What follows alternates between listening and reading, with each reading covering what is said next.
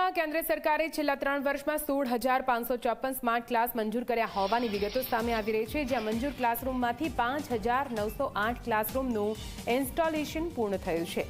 10,646 ક્લાસરૂમનું installation હજુ પણ બાકી હોવાનું સામે આવ્યું। ત્યારે કોંગ્રેસના ધારાસભ્ય અમિત ચાવડાના પ્રશ્નમાં સરકારે આ જવાબ રજૂ કર્યો છે। વધુ માહિતી સાથે ફરીથી સંવાદદાતા હિતલ પાસે જઈશું।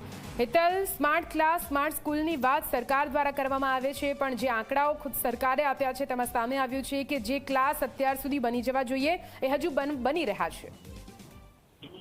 જી નિધિ, ચોક્કસ એવું કહી શકાય કે કેન્દ્ર સરકાર દ્વારા છેલ્લા 3 વર્ષમાં ગુજરાતમાં 16,554 જેટલા ક્લાસરૂમ સ્માર્ટ ક્લાસરૂમની મંજૂરી આપવામાં આવી હતી, પણ ક્યાંક ને ક્યાંક રાજ્ય સરકાર એ બનાવવામાં ઢીલી ઉતરી છે એવું કહી શકાય। રાજ્ય સરકારે પોતે સ્વીકાર્યું છે, કોંગ્રેસના ધારાસભ્ય અમિત ચાવડાના પ્રશ્ન જવાબમાં રાજ્ય સરકારે સ્વીકાર કર્યું છે કે મંજૂર થયેલા ક્લાસરૂમમાંથી 5,908 જે ક્લાસ સ્માર્ટ ક્લાસરૂમ છે એ જ ઇન્સ્ટોલેશનનું કામ પૂરું થયું છે। હજુ પણ 10,646 જેટલા સ્માર્ટ ક્લાસરૂમ છે એ બનાવવાના બાકી છે, અને ક્યાંક ને ક્યાંક જોવા જઈએ તો કેન્દ્ર સરકાર દ્વારા જે ખર્ચ રૂપિયા 1.58 લાખ છે એ પ્રતિ ક્લાસરૂમ ફાળવવામાં આવ્યા છે, આમ છતાં કામગીરી હજુ પૂર્ણ થઈ નથી। જી બિલકુલ હિતલ, પૂરી માહિતી માટે આભાર।